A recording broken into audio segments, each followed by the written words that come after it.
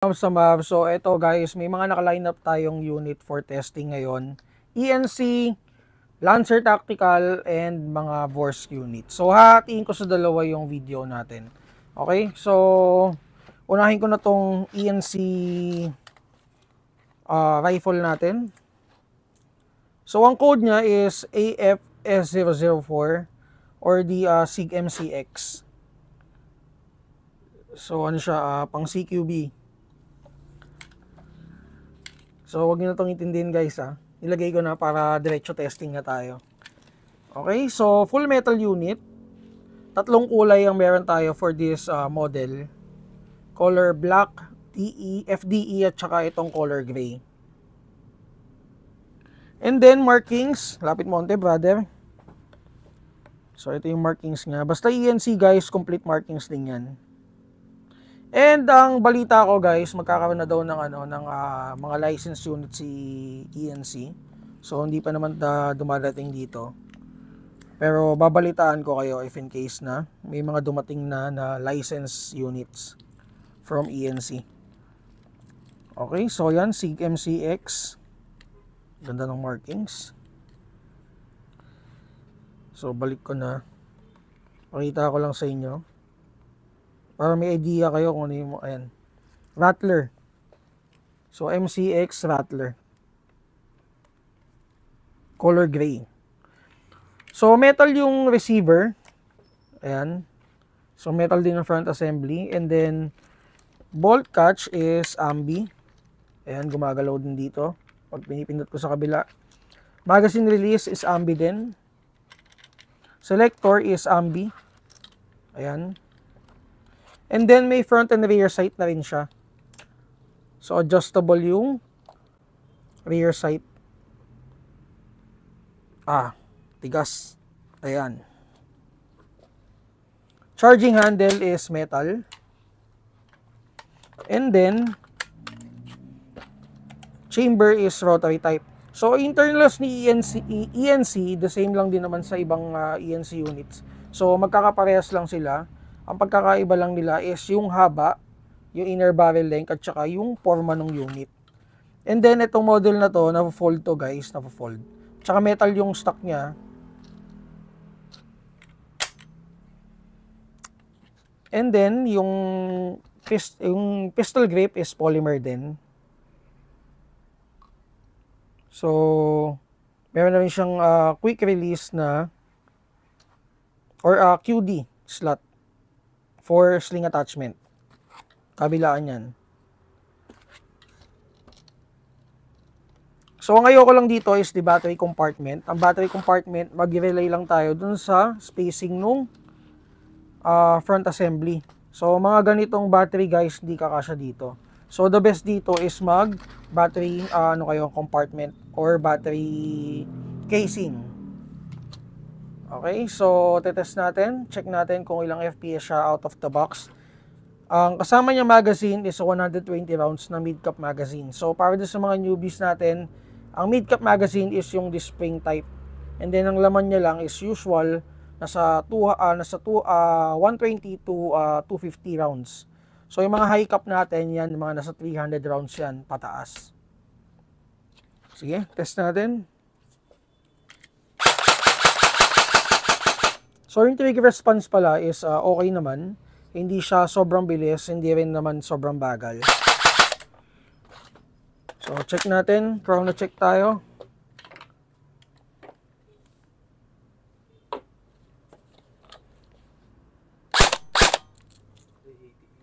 So FPS 380, sabihin natin 380 to 390 out of the box.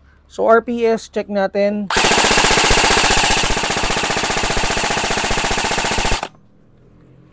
Ilan?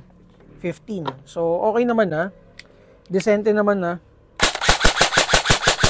Okay? So, for more details, price, mag-PM kayo sa page natin, Mavs Hobby Shop. And guys, ayun pala announce ko, sobrang nakakalungkot. Hindi pa rin talaga ako makamove on. Yung personal page ko is na-block. So, hindi ko alam. Hopefully, maibalik pa. So, wala pa akong balita pero ayun. Personal account ko, hindi yung FB page siya. Yung FB page natin, Mavsabi Shop pa rin. So, the same pa rin. Ayun, so balitaan ko na lang kayo. And ang new FB ko pala is Maverick Beltran, full name ko. Check nyo na lang with blue badge na yan. So para makitang legit yung personal account. So ayun, balik tayo sa pagtetest ng unit. So again, ENC AFS 004 SIG MCX Rattler. Kung interested kayo, PM kayo sa page namin. And then punta tayo dun sa Lancer Tactical. So for Lancer Tactical guys, ito very limited na lang yung stock natin ito. So i-start ko na siyang i-test kasi medyo madami pa. Medyo madami pa per model. Pero ayun, onti na lang. So paano ba? Parang medyo magulo ko dun Per model ang gulo. Paano ko ba sabihin? Onti na lang yung model. Pero quantity nung per model, madami pa. Yun ang ibig ko sabihin. So, ang meron na lang tayo is LT G2ME. So, again, ang meaning ng ME is yung mga metal, metal models natin. So, for example, ito, LT25 G2ME, meron pa. And then, si LT25 Color Tan T25T G2ME, meron pa din. So, eto, full metal. Parang medyo nagugulo-gulo ako So, ayun, basta G2ME, meron pa tayong stock guys. And i-start na namin yan, i-test, i-video para makita nyo yung mga units. Kasi sobrang dami talaga ng Lancer Tactical models. Medyo magulo talaga. Okay, so, etong front assembly niya is, I think, around mga, lagpas to ng 12. 13. So, okay siya for DMR setup. Ayan. So, meron namin siyang rail doon, kabilaan. Or mismong handguard na siya. Ayan. So, hindi na tatanggal yan Talagang built-in siya with the M-lock rail. Parang ang datingan nitong guys na rail na to is 40s. So, may under rail na rin siya. Pero I think ito no use na to kasi hindi ka naman mag-grip dito Although, pwede ka mag-EFG kung medyo mahaba yung kamay mo. Pero, mas ideal dito yung grip dito sa bandang gitna. And then, flash hider is metal. Yung assembly niya, yung outer barrel niya is metal. And then, receiver, metal. Charging handle, and then yung mga small parts is metal din. Ayan, naka-speed trigger na rin siya guys. So, polymer grip, butterfly swivel, and then naka-stock version 1 siya. Battery compartment, mag-relay lang din tayo dun sa buffer tube. Spacing. So, open natin. Ang price nito is 11K. So, pasok pa rin naman siya sa budget meal kasi guys, may kasama siyang case. So, kasama niya case, BBs, cleaning rod, magazine na 300 rounds, manual. Ayan, may kasama pang screwdriver. And then may kasama na rin siyang sights, ito. Foldable sights. And then guys, may kadugtong din siya ito. Pakita ko sa inyo. Idudugtong lang na ganon. Ayan. So metal din 'yan. Para siyang naging SIGRAI ng ENC. Ayan, pogi. Pero mas okay sa akin 'tong ganito. Sige, test natin.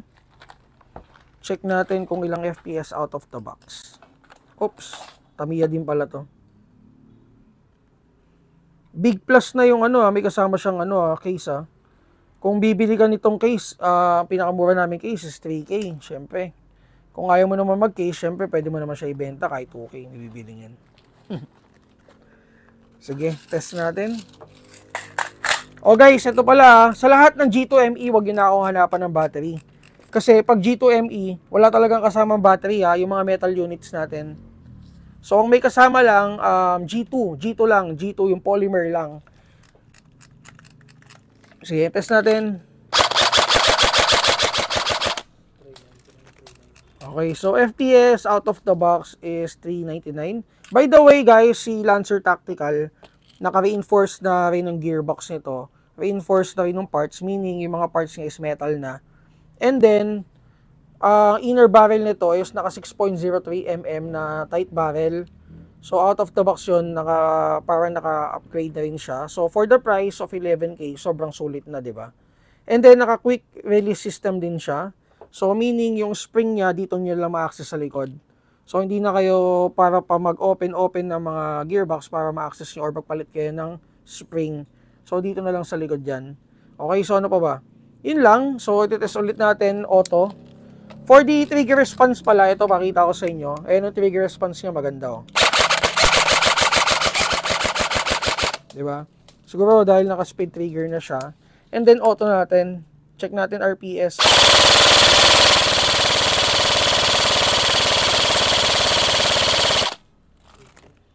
So 18, mas mataas siya ng 3 sa ano or 4 sa ENC. Okay, so for details, yun. For details, PM lang kayo sa page natin kung interested kayo dito sa unit na to. Again, ang price niya is 11K kasama na tong case, kasama na tong mga BBs and lahat ng nabanggit ko kanina. Okay, so walang battery at saka charger. Walang maghanap sa akin ng battery at saka charger. And then, catalog namin for the Lancer Tactical G2ME. Pwede ko ibigay sa inyo, PM lang kayo sa page natin. Masabi Shop. And i-follow nyo ako sa Maverick Beltran. Okay, yun yung personal page ko ngayon. Thank you.